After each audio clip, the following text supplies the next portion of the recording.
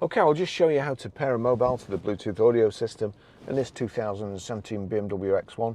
The first thing we do is make sure that Bluetooth is on, and then we're watching out at the bottom.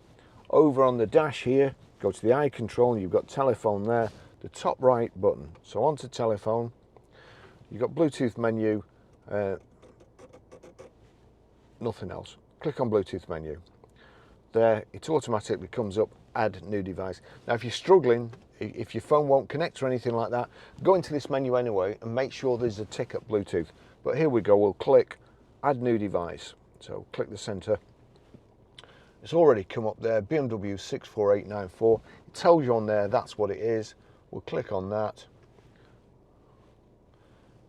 Bluetooth pairing request, pair, and over here, compare this with the number on the Bluetooth device. Yes, it was the same. Allow contacts and favorites to sync, allow, and there you go, BMW 64894 connected.